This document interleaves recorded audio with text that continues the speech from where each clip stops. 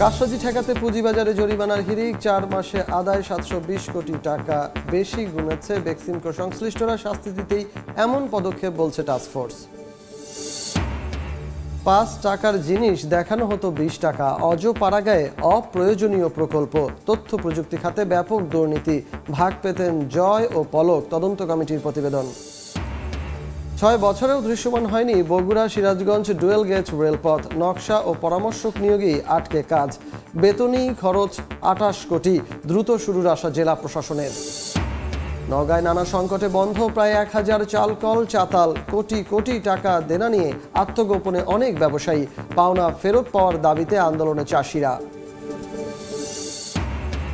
এবং কলকাতার কারাগার থেকে মুক্তি পেলেন অর্থ পাচার মামলার আসামি পিকে হালদার। 2.5 বছর পর শর্ত সাপেক্ষে মিলেছে জামিন। ছাড়া পেয়েছেন এক সহযোগীও।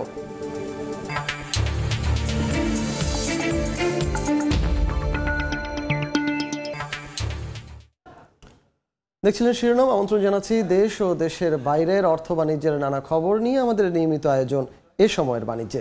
আর আপনাদের সঙ্গে আছি আমি সজল মিত্র রিচার্ড। পুঁজিবাজারে নতুন কমিশন দায়িত্ব নেয়ার 4.5 মাসের মধ্যে কারসাজি ঠেকাতে জরিমানা করেছে 720 কোটি টাকার বেশি। বিনিয়োগকারী ও ব্রোকারেজ হাউস সংশ্লিষ্টরা বলছেন, এভাবে জরিমানা আদায়ে বাজারে বাড়ছে অস্থিরতা। তবে বুঝে শুনেই জরিমানা আদায় করা হচ্ছে এবং আগামীতে এ ব্যাপারে আরও সৃজনশীল পদক্ষেপ নেওয়ার আশ্বাস কমিশন টাস্কফোর্স কমিটির। বিস্তারিত মহির মারুফের প্রতিবেদনে। হাসিনা সরকার পতনের পর 19 আগস্ট পুঁজিবাজার নিয়ন্ত্রক সংস্থা বিএসইসির দায়িত্ব নেয় রাশেদ মাকসুদ কমিশন। দায়িত্বে এসেই কারসাজির দায়ে বিভিন্ন প্রতিষ্ঠান এবং ব্যক্তিকে এখন পর্যন্ত জরিমানা করেছে 720 কোটি টাকারও বেশি। জরিমানার সবচেয়ে বড় অঙ্ক গুনতে হয়েছে বেক্সিমকোর শেয়ার সংশ্লিষ্টদের। গত অক্টোবরে প্রতিষ্ঠানটির শেয়ার কারসাজির দায়ে 4 ব্যক্তি ও 5 প্রতিষ্ঠানকে 428 কোটি 52 লাখ টাকা জরিমানা করেছে বিএসইসি। একের পর এক জরিমানায় বাজার হয়ে উঠেছে অস্থিতিশীল। তলানিতে নামছে বিনিয়োগকারীদের আস্থার পারদ। এ অবস্থায় অনেকেই ব্যক্ত করেছেন হতাশা। ভালো ভালো শেয়ার কিনেছি, সেটা যদি লাভই না হয় তাহলে আমার এই বিনিয়োগ করে আমার লাভটা কি হলো? একদিন দুদিন বার পরে আবার 4-5 দিন ফালাই আগের সাথে আরো নিচে নিয়ে যাচ্ছে। খারাপ কোম্পানি কি এটাকে রেকটিফাই করার দায়িত্ব কার? রেগুলেটরি বডির। এইটা যদি আমরা সবাই যদি ভালো কোম্পানিতে বিনিয়োগ করি তাহলে রেগুলেটরি বডির প্রয়োজন কি আছে? ব্রোকারেজ হাউসগুলো বলছে, দ্রুত সমাধান না হলে দীর্ঘস্থায়ী ক্ষতির সম্মুখীন হবে পুঁজিবাজার। বিনিয়োগকারীরা সারাদিনে তাদের কোনো ফোনই পাচ্ছি না, এবং ভালো ভালো বিনিয়োগকারীরা তারা শেয়ার সেল করে তারা বের হয়ে যাচ্ছে। কারণ তারা এই মার্কেটে যে আস্থা, যে একটা অভাব, সেই আস্থা তারা কখনোই ফিরে পাচ্ছে না। ভালো কোম্পানি কি এই বাজারে নাই? অবশ্যই আছে। তো সে স্কয়ার ফার্মা বাড়ে না কেন?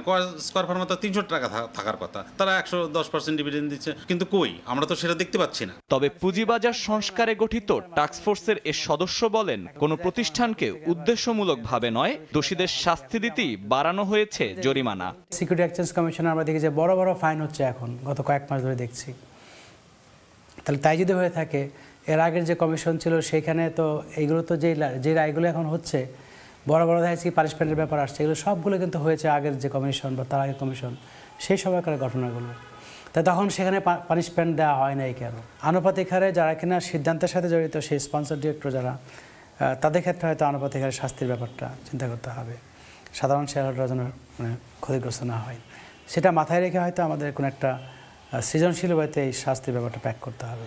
এদিকে মাত্রা অতিরিক্ত জরিমানার কারণে সাধারণ বিনিয়োগকারীরা যেন ক্ষতির সম্মুখীন না হন, সেদিকে নজর দেওয়ার পরামর্শ বিশ্লেষকদের। মহির মারুফ, সময় সংবাদ, ঢাকা। দর্শক, আমরা প্রতিবেদনটি দেখলাম। এ বিষয়ে আলোচনার জন্য আজ আমাদের সঙ্গে স্টুডিওতে যোগ দিয়েছেন পুঁজিবাজার নিয়ন্ত্রক সংস্থা Bangladesh security and exchange commission বিএসসির নির্বাহী পরিচালক মোহাম্মদ রেজাউল করিম। এ সময়ের বাণিজ্যে রেজাউল ভাই, আপনাকে স্বাগত। আপনাকেও স্বাগত এবং সময় টিভির সকল দর্শক শ্রোতাদের সালাম এবং শ্রদ্ধা। আচ্ছা রেজাউল ভাই, একটা বিষয় পরিষ্কার করবেন, আপনারা যেহেতু নিয়ন্ত্রক সংস্থার ঊর্ধ্বতন কর্মকর্তা হিসেবে রয়েছেন, দেশের পুঁজিবাজারের বর্তমান যে অবস্থা, মানে গতকালকে পর্যন্ত আমরা যে অবস্থা আসলে পর্যবেক্ষণ করেছি, সর্বনিম্ন আসলে লেনদেন আমরা গতকালকে লক্ষ্য করেছি বছরের। তো সেই হিসেবে আমি যদি আরেকটু আগে থেকে আসি, 400 কোটি টাকার লেনদেন কিংবা 500 কোটি টাকার লেনদেন, সেটাও হয়েছে বেশ কয়েকদিনই হয়ে গেছে বিগত সময়ে। এত নিচে আসলে মানে দরপতনের এত বড় আসলে কোনো কারণ কি আপনারা দেখছেন কিনা, কিংবা আসলে কি ঘটছে সেটার যদি সার্বিকভাবে একটু আলোচনা করতেন। Good question, thank you so much. আসলে লেনদেনের পরিমাণ যদি অ্যাভারেজ লেনদেন দেখেন, আমাদের 2023 সালে অ্যাভারেজ লেনদেন ছিল 581 কোটি টাকার মতো। আর গত লাস্ট ট্রেডিং ডে পর্যন্ত মানে আমাদের 2024 সালের অ্যাভারেজ লেনদেন 632 কোটি টাকার মতো। সেই দিক থেকে চিন্তা করলে এবং বিগত 5-7 বছরের সাথে যদি কম্পেয়ার করেন, লেনদেন কিছুটা ইনক্রিজিং ট্রেন্ডে আছে। তো আমরা আশাবাদী যে 2025 সালে লেনদেনের পরিমাণ এবং মার্কেট অনেকটাই আপওয়ার্ড ট্রেন্ডে থাকবে বলে আমাদের প্রত্যাশা। স্পেশালি আমাদের যে ম্যাক্রো ইকোনমিক ইন্ডিকেটর, সেগুলো যদি আমরা অ্যানালাইসিস করি তাহলে দেখব যে আমাদের inward foreign remittance increasing trend, export increasing trend.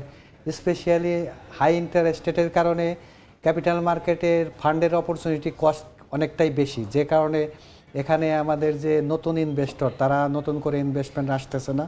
As well as আমাদের যেসব হাই নেটওয়ার্থ ইন্ডিভিজুয়াল এবং ইনস্টিটিউশনাল ইনভেস্টর আছে, ইয়ার এন্ডিংয়ের কারণে ডিসেম্বর মাসে তাদের অ্যাডজাস্টমেন্ট থাকে, তারা ফার্দার ইনভেস্টমেন্ট করার থেকে অনেক ক্ষেত্রেই বিরত থাকে। এবং আমরা আশাবাদী যে 2024 সালের লাস্ট কোয়ার্টারে ফরেন পোর্টফোলিও ইনভেস্টমেন্টটা ইনক্রিজিং ট্রেন্ড, যেটা মানে এই বছরের মানে ফার্স্ট 3 কোয়ার্টারে এটা ডাউনওয়ার্ড ট্রেন্ডে ছিল, এটা একটা পজিটিভ দিক। পাশাপাশি আমরা কাজ করতেছি যে কমিশন গভর্নর মহোদয়ের সাথেও এই বিষয়ে বিস্তারিত আলোচনা করেছেন। আমরা আশাবাদী যে ব্যাংকের দিক থেকেও বিনিয়োগ আগামীতে বাড়বে। পাশাপাশি যেসব মিউচুয়াল ফান্ড আছে, লিডিং ইনস্টিটিউশনাল ইনভেস্টর, তাদের ইনভেস্টমেন্ট আগামীতে বাড়বে বলে আমাদের প্রত্যাশা। কারণ বর্তমানে যে বাজার পরিস্থিতি অনেকটাই আন্ডার ভ্যালু এবং এখানে অনেক গুড ফান্ডামেন্টাল সিকিউরিটিজের প্রাইস আছে, যেটার মানে ফেয়ার ভ্যালু বা যদি আপনার ফেয়ার প্রাইস দেখেন মার্কেট প্রাইসের থেকে মনে করেন অনেক বেশি, মার্কেট প্রাইস কম আছে। যে কারণে এখানে যদি আমাদের যারা সাইডলাইনে আছে high net worth individual institutional investor, তারা আমরা আশাবাদী যে আগামীতে বিনিয়োগ আসবে এবং এখান থেকে একটা ভালো রিটার্ন।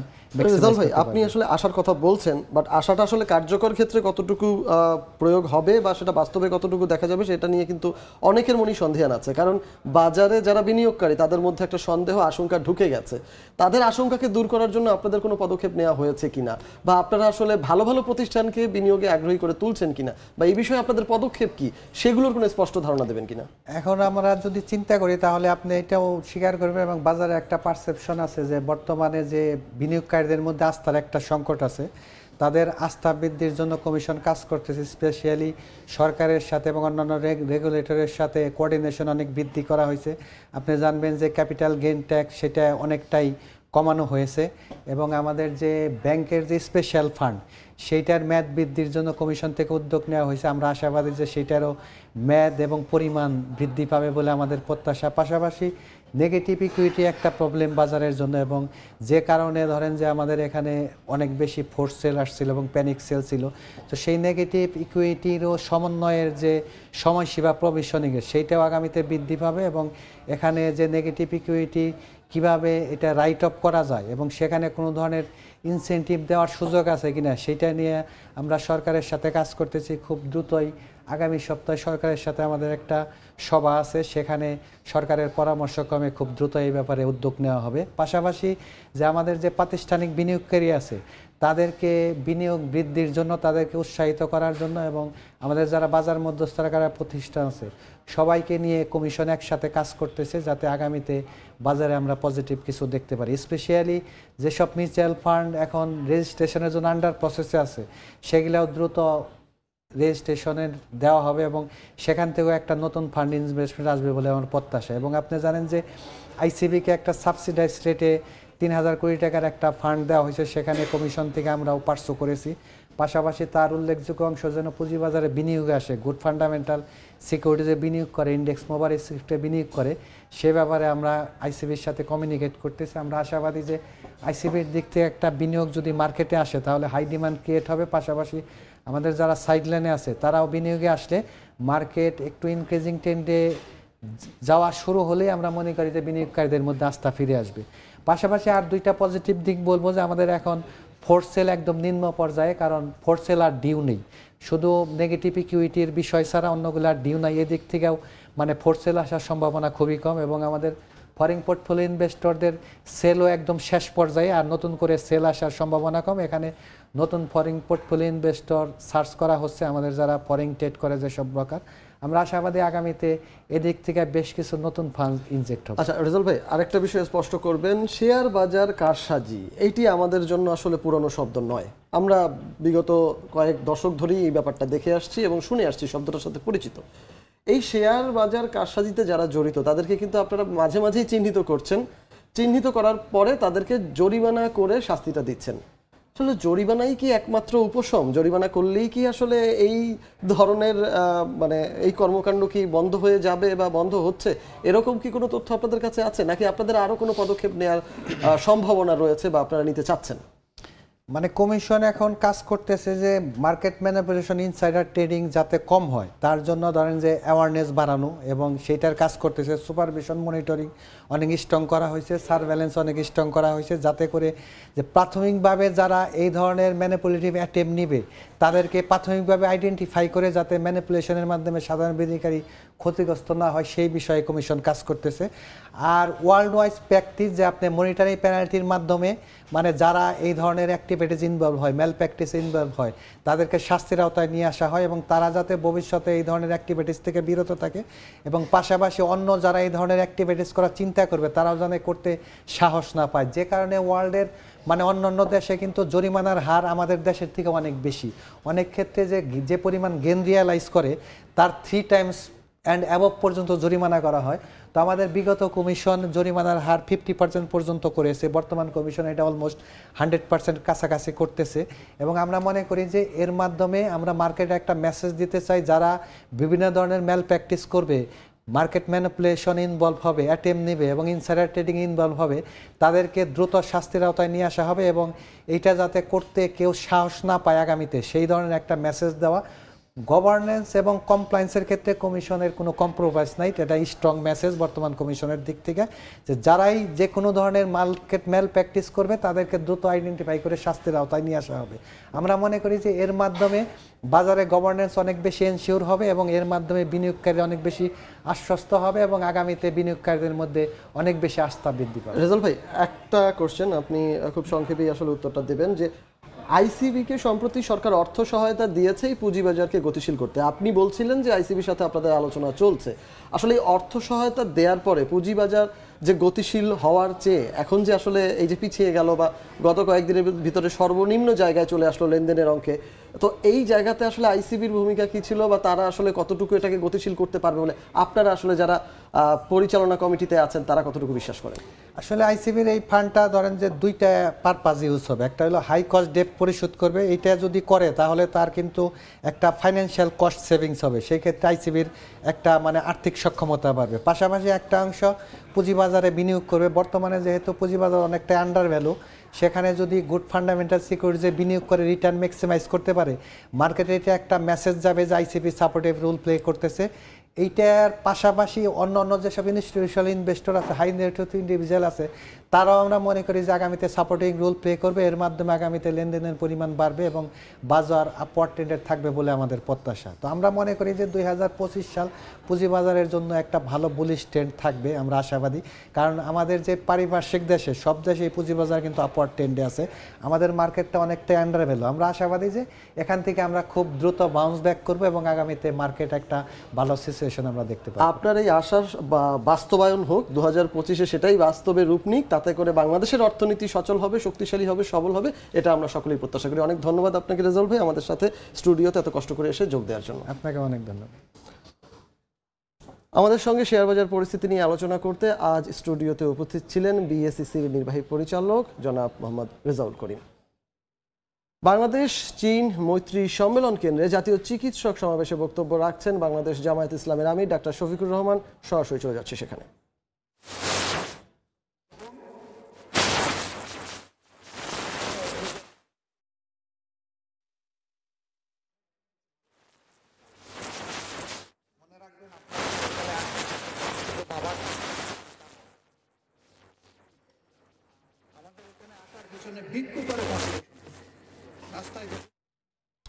কারিগরি ত্রুটির কারণে সংযোগটি পুরোপুরি আমরা স্থাপন করতে পারিনি। পরবর্তীতে সংযোগ স্থাপন করা গেলে আমরা আবারও সরাসরি ওখানে চলে যাব।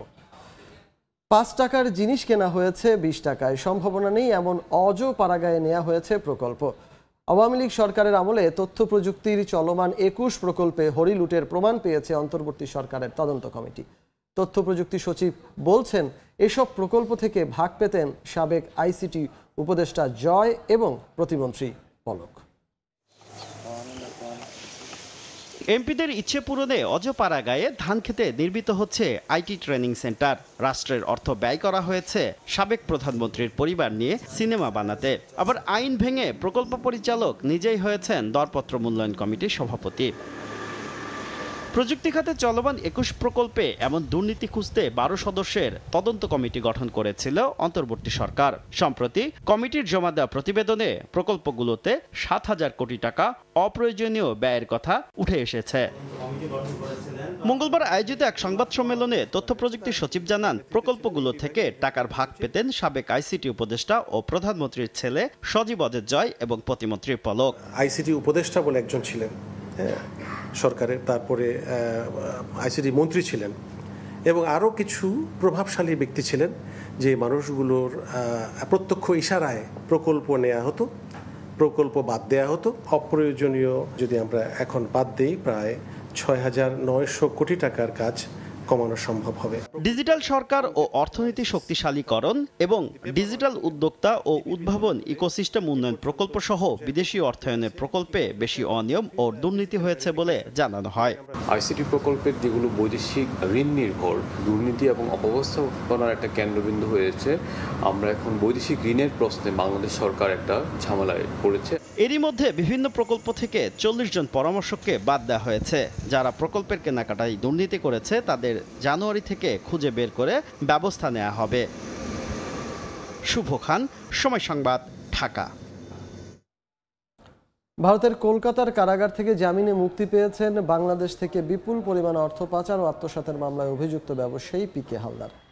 মঙ্গলবার সন্ধ্যায় কলকাতার আলিপুরের প্রেসিডেন্সি সংশোধনাগার থেকে মুক্তি পান তিনি। এ সময় সাংবাদিকদের কোনো প্রশ্নের জবাব দেননি। কারাগারের বাইরে দাঁড়িয়ে থাকা একটি গাড়িতে করে চলে যান তিনি। এর আগে গত বৃহস্পতিবার কলকাতার নগর ও দায়রা আদালতের বিচারক 10 লাখ টাকার বন্ডের বিনিময়ে পিকে হালদার ও তার 3 সহযোগীর জামিন মঞ্জুর করেন। তবে মামলা চলাকালে তাদের হাজিরা দেওয়ার পাশাপাশি দেশ ত্যাগ না করার শর্ত দেন বিচারক।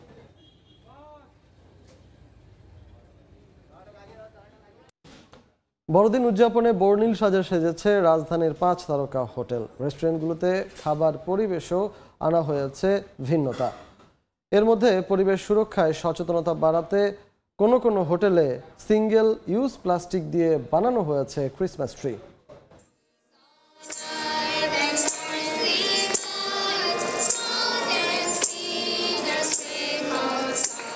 বড়দিন উপলক্ষে বিশেষ সাজে সেজেছে রাজধানীর 5 তারকা হোটেলগুলো।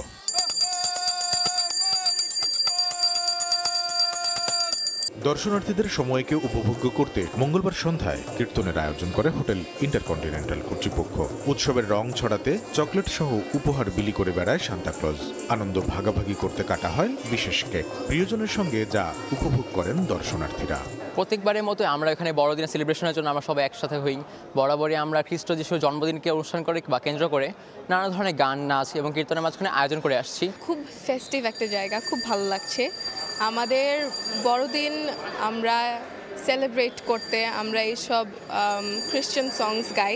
এটা আমি কখনো মিস করি না। ফেসবুক আইডিতে মেমোরিতে এটা রিপ্লাই করে যে প্রতি বছর আমি এখানে অ্যাটেন্ড করি। উৎসব উদযাপনের এই আয়োজনের মধ্য দিয়ে পরিবেশ সুরক্ষার বার্তা দিতে সিঙ্গেল ইউজ প্লাস্টিক দিয়ে তৈরি করা হয়েছে এবারের ক্রিসমাস ট্রি। এবার আমরা একটা ইউনিক ক্রিসমাস ট্রি তৈরি করেছি, যা হচ্ছে রিসাইকেল প্লাস্টিক বটল দিয়ে তৈরি। আমাদের হোটেল টিম এটা প্রিপেয়ার করেছে to create awareness amongst the guest about the impact of sustainable initiatives. বড়দিন উপলক্ষে 5 তারকা হোটেলগুলোতে বিশেষ খাবারেরও আয়োজন করা হয়েছে। কামরুল হাসান সবুজ, সময় সংবাদ, ঢাকা। দর্শনার্থী ও ক্রেতার কাছে ব্যাপক সাড়া ফেলেছে এবারের রিহ্যাব আবাসন মেলা। একই ছাদের নিচে সাধ্যের মধ্যে ফ্ল্যাট ও প্লট কেনা এবং তথ্য যাচাই করতে পেরে উচ্ছ্বসিত ক্রেতা দর্শনার্থীরা। আয়োজকরা বলছেন, মেলাকে ঘিরে ফ্ল্যাট ও প্লট বিক্রি এবারের লক্ষ্যমাত্রা ছাড়িয়ে যাবে। মাহবুবুল হক 34 বছর ধরে ভাড়া বাসাতেই কাটিয়েছেন। গেল বছর অবসর নিলেন সরকারি চাকরি থেকে। এবার রাজধানীর বুকে নিজের একটি মাথা গোঁজার ঠাঁই খুঁজছেন তিনি, তাই এসেছেন আবাসন মেলায়। সাধ্য অনুযায়ী আমি যদি ক্রয় করতে পারি, পুরাতন ফ্ল্যাটও আছে, তাদের কাছে নতুন ফ্ল্যাটও আছে, সেগুলো আমরা খোঁজখবর নিচ্ছি, দেখতেছি। মঙ্গলবার রাজধানীর আগারগাঁওয়ে আন্তর্জাতিক সম্মেলন কেন্দ্রে আয়োজিত মেলার দ্বিতীয় দিনে মাহবুবুল হকের মতো অনেকেই এসেছেন সাধ্যের মধ্যে একটি ফ্ল্যাট বা প্লট দেখতে। ফ্ল্যাটের দাম বেড়ে গেছে তো অনেক, হ্যাঁ, এ আমাদের সাথে মিলে যদি মেলানো ডিফিকাল্ট, তো চেষ্টা করে দেখছি আর কি কিভাবে মেলানো যায়। অল্প বাজেটের মধ্যে যে হয়, সীমিত যেটা আমাদের বাজেট আর কি, সেটার মধ্যে হলে আমরা নিব। আবাসন ব্যবসায়ীরা বলছেন মেলায় ক্রেতাদের জন্য তাৎক্ষণিক বুকিংয়ে বিশাল ছাড় সহ থাকছে ল্যাপটপ, এসির মতো উপহার। ফ্ল্যাট ওয়াইজ 5 to 10% পর্যন্ত ডিসকাউন্ট এবং স্পট গিফট হ্যাম্পারের ব্যবস্থা করা হয়েছে। ক্রেতাদের জন্য 5 লক্ষ টাকা ডিসকাউন্ট দিয়েছি। হোম লোন আমরা 70 থেকে 80% পর্যন্ত দিচ্ছি, যেখানে আমাদের ইন্টারেস্ট হচ্ছে 12.99%। আয়োজকদের দাবি, গৃহায়ণ শিল্পকে এগিয়ে নিতে এবারের মেলায় 1000 কোটি টাকা বিক্রির লক্ষ্যমাত্রা নেওয়া হয়েছে। পাচ্ছেন ব্যাপক সাড়া। প্রত্যেকটা প্রাইম লোকেশনের কোম্পানি আমাদের এখানে অ্যাটেন্ড করছে। এখানে আসলে পরেই আপনি যে চয়েস মতো ঢাকা শহরেরও যে কোনো জায়গায় আপনি ফ্ল্যাট খুঁজতে চান, এখানে আপনি ওই স্টল পেয়ে যাবেন। প্রথমবারের মতো মেলায় ফ্ল্যাট, প্লট ছাড়াও গৃহঋণ ও বাড়ি তৈরির সরঞ্জাম যাচাইয়ের সুযোগ পাচ্ছেন ক্রেতা দর্শনার্থীরা। MS আরিফিন, সময় সংবাদ, ঢাকা। বঙ্গবন্ধু আন্তর্জাতিক সম্মেলন কেন্দ্রে আয়োজিত এবারের আবাসন মেলার তৃতীয় দিনের খবর জানাতে সরাসরি যুক্ত হচ্ছেন সহকর্মী সাইফুল ইসলাম। সাইফুল, যেমনটি আমরা কিছুক্ষণ আগেই রিপোর্টে দেখলাম, আবাসন মেলা কিন্তু জমে উঠেছে। এখানকার পরিস্থিতি এখন যে কথাটি বলছে যে সকাল 10টায় যেটি শুরু হয়েছিল সেটি কিন্তু রাত 9টায় শেষ হয়। তবে সকাল 10টা থেকে আমরা দেখেছি একদিকে বড়দিন, অন্যদিকে ডিসেম্বরের শেষ সময়ে ছুটি থাকাতেই কিন্তু ক্রেতার আনাগোনা বা লোকজনের সমাগম কিন্তু বেড়েছে, আমরা যেটি দেখেছি। তবে এক্ষেত্রে বলা যায় এখানকার আগত দর্শনার্থীদের যেটি চাওয়া থাকে যে একই ছাদের নিচে যখন তারা সব কিছু পাবে, তখন কিন্তু তারা অনেকেই কিন্তু বুকিং দিয়ে যাচ্ছে। এর পাশাপাশি যে শুধু বুকিং না, ফ্ল্যাট এবং প্লট বুকিংয়ের পাশাপাশি কেউ খোঁজখবর কিন্তু নিতে এসেছেন এখানে, যেন আগামীতে তাদের যে চাওয়া অনুযায়ী যেন কিনতে পারেন বা বুকিং দিয়ে রাখার ক্ষেত্রে হয় কি যে অনেকে জানতে পারেন। তবে এখানকার অধিকাংশ ব্যবসায়ী যেটা বলছেন যে এর মধ্যে যে প্লট বা হচ্ছে ফ্ল্যাট বুকিং দিলে কিন্তু তারা নানান রকম লোভনীয় বা আকর্ষণীয় কিন্তু অফার দিয়ে রাখছেন। কেননা আমরা বলতে পারি যে এর মধ্যে রয়েছে ভ্রমণ টিকিট বা ভ্রমণের নানান রকম সুবিধা, গিফট থেকে শুরু করে কিন্তু বিভিন্ন প্রতিষ্ঠান আমরা যেটা দেখি যে 5 লাখ টাকা পর্যন্ত কিন্তু ছাড় দিচ্ছেন। তবে একদিক থেকে বলা যায় যে এই যে অ্যাপার্টমেন্ট বা অফিস স্পেস যে বুকিংয়ের যে ভ্রমণের বিষয়টি, সেটি কিন্তু 2 থেকে 3 দিন পর্যন্ত ফ্রি থাকছে বিভিন্ন হোটেলে। তবে অন্য দিক থেকে আরেকটি কথা বলা যায়, ত্রুটিপূর্ণ ড্যাব, নির্মাণ সামগ্রীর উচ্চ দাম সহ নানা কারণে যে ব্যবসায়ীদের সংকটে রয়েছেন, যার কারণে হচ্ছে বলা যায় যে ফ্ল্যাট এবং তার দাম কিন্তু যে আকারে বেড়েছে, সেক্ষেত্রে কিন্তু বিক্রি নিয়েও কিন্তু তেমন কমেছে বলছে অনেকে। তবে যদিও এর মধ্য দিয়ে আমরা বলতে চাই যে এখানকার যে ব্যবসায়ীরা যারা এখানে মেলায় আগত এসেছেন, তাদের কিন্তু যে চাওয়া প্রায় 1000 কোটি টাকা কিন্তু ছাড়িয়ে যাবে। অন্যদিক থেকে বলা যায় যে এখানকার যে আগত দর্শনার্থীরা, তারা কিন্তু তাদের চাওয়ার মধ্যে তাদের যে শেষ সময়ে এসে অনেকে যারা চাকরির শেষে যেই টাকা জমিয়েছেন, সে টাকা জমিয়ে কিন্তু তাদের যে শেষ সম্বলটুকু দিয়ে কিন্তু থাকার একটি মাথা গোঁজার ঠাঁই খুঁজছেন, এমন কিন্তু মানুষদের সাথে আমরা কথা বলেছি। শুধুমাত্র শেষ সময়ের মানুষ আগত যারা চাকরিতে আছেন বা ব্যবসা বাণিজ্যে আছেন, এই সময়ের মধ্যেই কিন্তু যারা তাদের যে টাকা দিয়ে বা অর্থ দিয়ে যে পরিমাণে একটি ফ্ল্যাট বা একটি প্লট বুকিং দিতে চান, তাদের জন্য কিন্তু নানান রকম সুযোগ সুবিধা থাকার কারণেই কিন্তু অনেকেই চাচ্ছেন এই মুহূর্তে এখান থেকে বুকিং দিতে। এই ছিল আমার কাছ থেকে আবাসন মেলা থেকে রাজধানী আগারগাঁও থেকে সর্বশেষ। রাজধানীর আগারগাঁওয়ের আবাসন মেলা থেকে সবশেষ খবরাখবর জানাতে আমাদের সঙ্গে যুক্ত হয়েছিলেন সহকর্মী সাইফুল ইসলাম। ধান চালের জেলা হিসাবে পরিচিত নওগাঁয় নানা সংকটে বন্ধ হয়ে গেছে ছোট বড় প্রায় 1000 মিল চাতাল। কয়েকশো কোটি টাকা দেনা নিয়ে ব্যবসায়ীরা অনেকেই এখন আত্মগোপনে। এদিকে এসব মিল মালিকদের কাছে পাওনা টাকার দাবিতে আন্দোলনে নেমেছেন চাষি ও ব্যবসায়ীরা। আত্মগোপনে থাকা মিল মালিকদের আইনের আওতায় আনার আশ্বাস জেলা প্রশাসনের। MR রকির রিপোর্ট আর ছবি তুলেছেন রকিবুল ইসলাম। বছরে প্রায় ২৬ লাখ মেট্রিক টন ধান উৎপাদন হয় নওগাঁয়। বিস্তীর্ণ সবুজে মোড়ানো এসব ধান মাঠ থেকে আসে হাটে। হাটের দরদামে পাইকার কেনার পর ধান থেকে চাল বের করতে নেওয়া হয় মিল চাতালে। স্থানীয় চাহিদা মিটিয়ে উৎপাদিত চাল যায় দেশের বিভিন্ন প্রান্তে। কৃষি প্রধান এই জেলার অর্থ বাণিজ্য হয়ে ওঠে ধান চাল কেন্দ্রিক। আর এই ধান চালকে কেন্দ্র করে গড়ে তোলা হয় প্রায় ১২০০র মতো ধানের চাতাল। ব্যবসায়ীরা বলছেন, বিগত সরকারের সময় নেওয়া নানা পদক্ষেপে একের পর এক বন্ধ হতে থাকা এসব মিল চাতাল বর্তমানে ঠেকেছে ২০০-তে। বেশিরভাগ মিল চাতাল বন্ধ হয়ে যাওয়ার কারণে অনেক ব্যবসায়ী দেনার দায়ে গিয়েছেন আত্মগোপনে। প্রান্তিক চাষি ও ব্যবসায়ীদের কাছ থেকে ধান নেওয়ার পর মিল চাতাল বন্ধ করে টাকা না দিয়ে অনেকে গা ঢাকা দিয়েছেন। আর পাওনা টাকা উদ্ধারে চাষি ও ব্যবসায়ীরা সভা সমাবেশ সহ নানা কর্মসূচি পালন করে ধর্ণা দিচ্ছে প্রশাসনের বিভিন্ন দপ্তরে। এই টাকাটা উনি দীর্ঘদিন ধরে দিচ্ছে না। আমাদের ১০-১৫ জন মারা গেছে। ইভেন্ট আমার বাবা স্ট্রোক করে মারা গেছে। এখনো পর্যন্ত ১২ লক্ষ টাকা আমার পাওনা আছে। কিসের তোমাদের টাকা পাবা বলে ঢালাওভাবে পিটাতে লাগলো। প্রশাসনের কাছে তো আমরা দীর্ঘদিন যাবতই ঘুরতেছি, প্রায় ১ বছর যাবত আমরা প্রশাসনের কাছে, কিন্তু আমাদের কোনো লাভ হচ্ছে না। আত্মগোপনে থাকা মিল মালিকদের আইনের আওতায় আনার আশ্বাস জেলা প্রশাসনের। ব্যবসায়ী নেতারা বলছেন, ক্ষতিগ্রস্ত চাষি ও ব্যবসায়ীদের পাওনা শত কোটি টাকা উদ্ধারে চেষ্টা করছেন তারাও। তাদের সমস্ত প্রতিষ্ঠান রয়েছে, সেই প্রতিষ্ঠানগুলোর অস্তিত্ব আছে কিনা, সেগুলো ফাংশনিং আছে কিনা, সেগুলো যদি ফাংশনিং থাকে সেগুলোকে আটকায় রেখে আমরা টাকা ফেরত দেওয়ার হয়তো বা বন্দোবস্ত করতে পারবো না, কিন্তু একটা উদ্যোগ নিতে পারবো। সমিতির পক্ষ থেকে সর্বাত্মক চেষ্টা চালিয়ে যাব তার জন্য অচিরেই এই টাকাগুলো যারা পাওনাদার আছে তাদের এই টাকা যেন পরিশোধ করে। স্থানীয় খাদ্য বিভাগ জানায়, জেলায় ৫৬টি অটো ও ১২৫টি হাস্কিং মিল চুক্তি সম্পাদন করে ধান চাল সরবরাহ করে আসছে। এমআর রকি, সময় সংবাদ, নওগাঁ।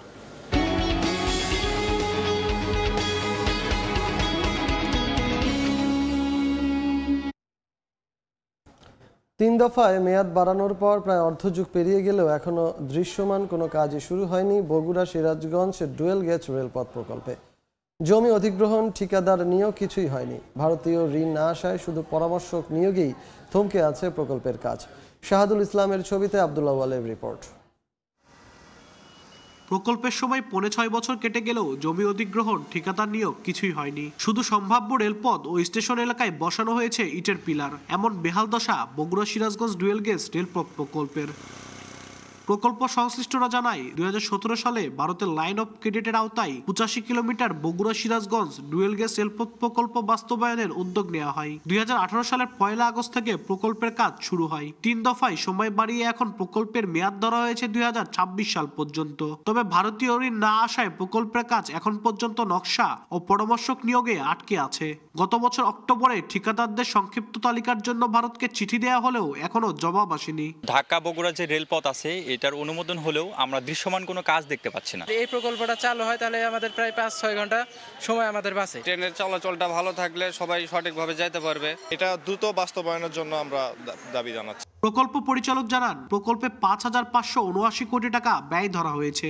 এর মধ্যে ৩,১৪৬ কোটি টাকা ঋণ হিসেবে দেবে ভারত। বাকি ২,৪৩৩ কোটি টাকা ব্যয় করবে বাংলাদেশ সরকার। এর মধ্যে ৬ বছরে প্রকল্পের কর্মকর্তা কর্মচারীদের বেতন ভাতা বাবদ ব্যয় হয়েছে প্রায় ২৮ কোটি টাকা। জেলা প্রশাসন বলছে, ভূমি অধিগ্রহণের জন্য সম্ভাব্যতা যাচাই বাছাই প্রায় শেষের দিকে। দ্রুত শুরু হবে প্রকল্পের কাজ। চূড়ান্ত অনুমোদন হয়ে আসলে তারপরে আমরা ক্ষতিপূরণগুলো নির্ধারণ করব। ক্ষতিপূরণ দিলে তখন আমাদের একুইশনের পার্টটা শেষ হবে, ভূমি অধিগ্রহণের পার্টটা।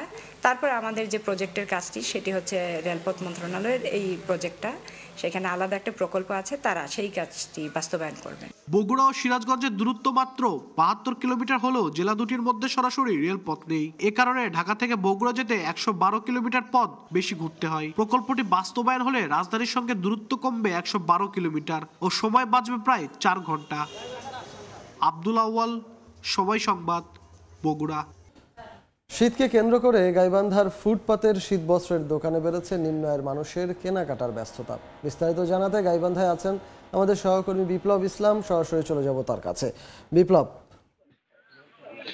শীত নিবারণের জন্য নিম্ন আয়ের মানুষের কিন্তু একমাত্র ভরসা যে গাইবান্ধার যে একেবারে কম দামি এবং পুরনো কাপড়ের দোকান, সেই দোকানগুলোতে কিন্তু আমরা দেখছি যে শীতের শুরু থেকেই কিন্তু উপচে পড়া ভিড় ক্রেতাদের।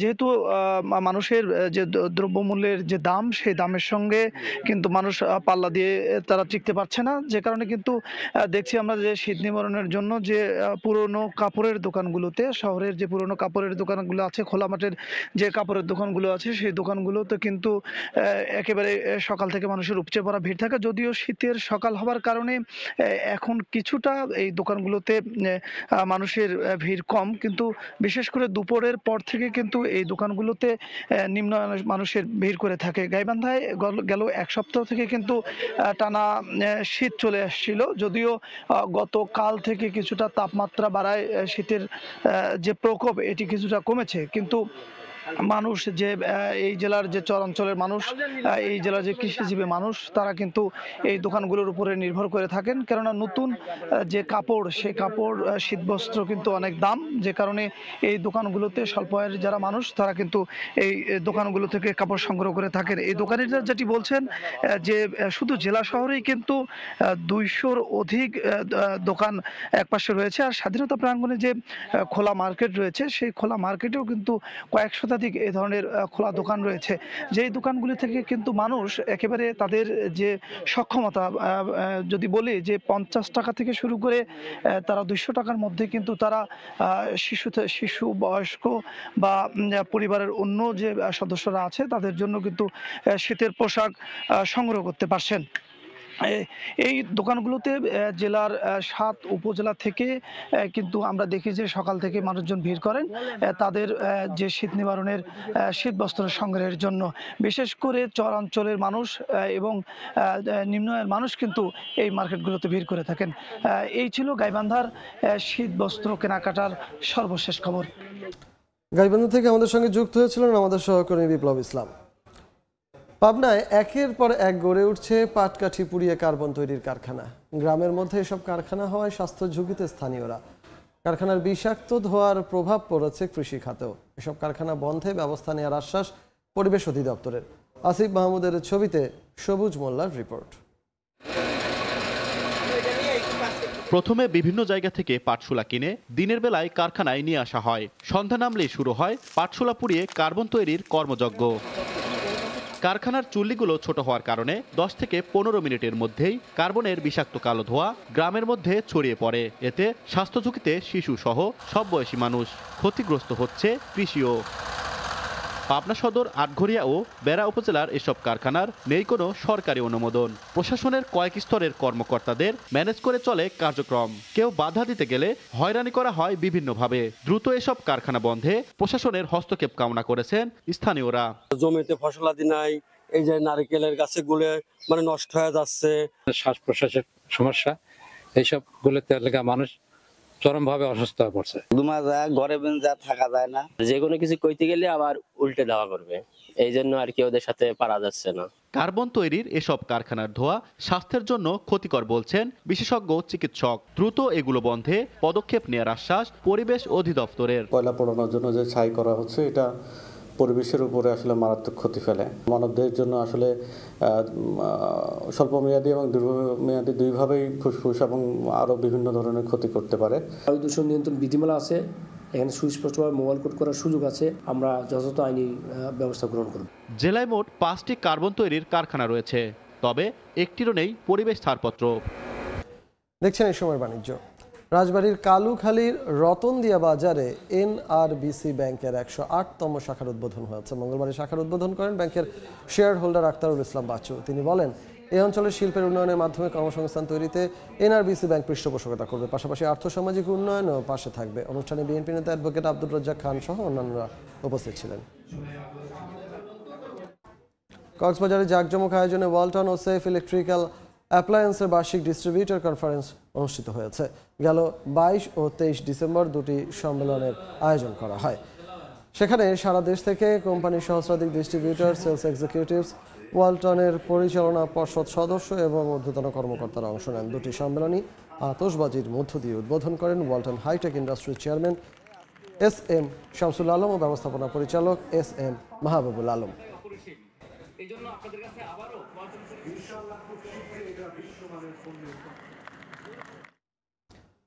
আগামী বছর কঠোর হতে পারে ফ্রান্সের অভিবাসন আইন। অবৈধভাবে বসবাসকারীদের ধরপাকড়, বেকার ভাতা প্রদানের ক্ষেত্রে বিধিনিষেধ, গণপরিবহনের ভাড়া বৃদ্ধি সহ হতে পারে নানা নিয়মের পরিবর্তন। তবে অভিবাসন বিরোধী আইন প্রণয়ন হলে সেটির বিরুদ্ধে আন্দোলনের কথা জানিয়েছেন বিভিন্ন মানবাধিকার সংগঠনের নেতারা। প্যারিস থেকে আরও জানাচ্ছেন মোহাম্মদ লুৎফুর রহমান বাবু। ফ্রান্সে প্রতিবার নতুন বছরে বেশ কিছু পরিবর্তন আনা হয়। এবার অভিবাসন আইন সহ অনেক বিষয়ে পরিবর্তন আনা হতে পারে বলে জানিয়েছেন অভিবাসীদের নিয়ে কাজ করা সংগঠনের নেতারা। এর মধ্যে রয়েছে গণপরিবহনের ভাড়া বৃদ্ধি, বেকার ভাতা সহ অন্যান্য বিষয়ও। এখানে যানবাহনের যে টিকিটটা রয়েছে প্রতি মাসে আগে দিতে হতো 82 ইউরো, এখন আরও বেশি দিতে হবে 2025 সালেতে। রিটায়ার্ডের ক্ষেত্রে রিফর্মটা যেটা রয়েছে পুনরায়, যেটা কিনা 64 বছর করার কথা ছিল, ইতিমধ্যে পাশ করে নিয়েছিল, এখন কিন্তু ওইটা নিয়ে আবার পুনরায় পার্লামেন্টে ভোট হবে। অভিবাসীদের জন্য যদি কিনা এই ভুল হতায়ও আসে, তাহলে দেখা যাচ্ছে যে নেগেটিভের দিকটা একটু বেশি দেখা যাচ্ছে। দেশটিতে বিপুল সংখ্যক অবৈধ অভিবাসী বসবাস করেন, যাদের মধ্যে উল্লেখযোগ্য সংখ্যক বাংলাদেশি। আর এই অভিবাসন প্রত্যাশীদের আগামী বছর থেকে অপরাধী হিসাবে গণ্য করা হতে পারে বলে শঙ্কা তৈরি হয়েছে। আমাদের ম্যাক্সিমামের কিন্তু কাগজ বলেন বা সম্পাপি, আমাদের ম্যাক্সিমামে আমাদের কাগজ নেই। সো হ্যাঁ, ওইটা আমাদের খুবই খারাপ একটা প্রভাব পড়বে আমাদের অভিবাসীদের জন্য। ফ্রান্সে অভিবাসীদের অধিকার নিয়ে কাজ করা সংগঠনের পাশাপাশি অনেক মানবাধিকার সংস্থাও রয়েছে। এতে অভিবাসন বিরোধী যে কোনো আইন প্রণয়ন হলেও শেষ পর্যন্ত তা বাস্তবায়ন করা সরকারের জন্য অনেক কঠিন হয়ে পড়ে। এবারও নতুন বছরে বিভিন্ন পরিবর্তনের যে গুঞ্জন উঠেছে, তা বাস্তবায়ন করা সরকারের জন্য কঠিন হবে বলে মত সংশ্লিষ্টদের। লুৎফুর রহমান বাবু, সময় সংবাদ, ফ্রান্স। অবশেষে বাংলাদেশিদের জন্য খুলছে সংযুক্ত আরব আমিরাতের ভিসা। জানুয়ারি-ফেব্রুয়ারির মধ্যে সংকট কেটে যাবে বলে জানিয়েছেন বাংলাদেশে নিযুক্ত দেশটির রাষ্ট্রদূত। দুবাইয়ে বাংলাদেশ কমিউনিটির উদ্যোগে রাষ্ট্রদূত মুশফিকুল ফজল আনসারীকে দেয়া সংবর্ধনা অনুষ্ঠানে একথা জানান তিনি। শিবলি আল সাদিকের রিপোর্টে বিস্তারিত।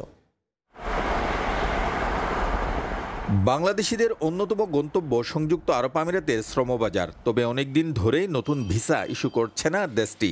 এবার এই সংকট কাটতে যাচ্ছে। দুবাইতে বাংলাদেশ কমিউনিটির উদ্যোগে রাষ্ট্রদূত সাংবাদিক মুশফিকুল ফজল আনসারীকে দিয়া সংবর্ধনা অনুষ্ঠানে যোগ দেন বাংলাদেশে নিযুক্ত আমিরাতের রাষ্ট্রদূত আব্দুল্লাহ আলী আব্দুল্লাহ আল খাশফি আল হামুদি। এই অনুষ্ঠানে তিনি জানান, জানুয়ারি-ফেব্রুয়ারিতে মিলবে নতুন visa.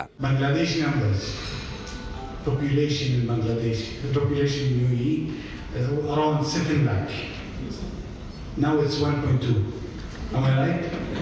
Within 4 years, 1.2. It's a huge number. Used to be third, now it's second.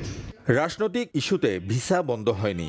Bangladesh সহ অসংখ্য দেশের জন্য আমিরাতে ভিসা বর্তমানে বন্ধ। কয়েক বছর আগে আমিরাতে বাংলাদেশিদের সংখ্যা 7-8 লাখের মধ্যে ছিল, এখন 12 লাখ ছাড়িয়ে গেছে, যা অন্য দেশের তুলনায় সর্বোচ্চ।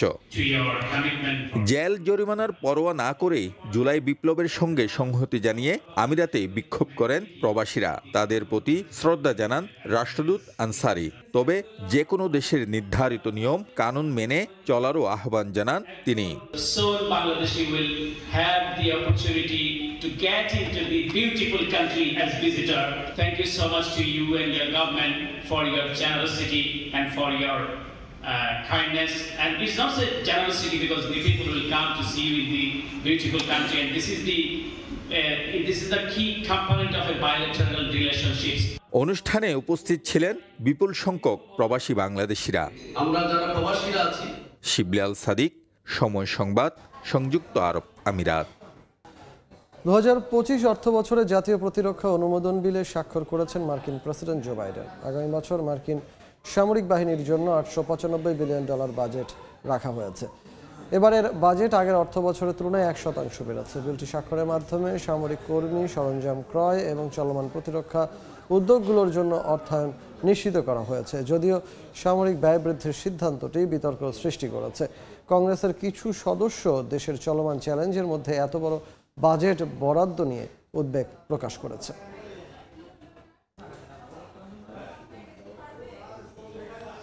এ পর্যায়ে শীর্ষ সংবাদগুলো জানিয়ে দিচ্ছি আরেকবার। কারসাজি ঠেকাতে পুঁজিবাজারে জরিমানার হিড়িক, 4 মাসে আদায় 720 কোটি টাকা। বেশি গুনেছে বেক্সিমকো সংশ্লিষ্টরা, শাস্তি দিতেই এমন পদক্ষেপ বলছে টাস্কফোর্স। 5 টাকার জিনিস দেখানো হতো 20 টাকা, অজপাড়াগায় অপ্রয়োজনীয় প্রকল্প। তথ্য প্রযুক্তি খাতে ব্যাপক দুর্নীতি, ভাগ পেতেন জয় ও পলক, তদন্ত কমিটির প্রতিবেদন। এবং 6 বছরেও দৃশ্যমান হয়নি বগুড়া সিরাজগঞ্জ ডুয়েল গেজ রেলপথ, নকশা ও পরামর্শক নিয়োগেই আটকে কাজ। বেতনই খরচ 28 কোটি, দ্রুত শুরুর আশা জেলা প্রশাসনের।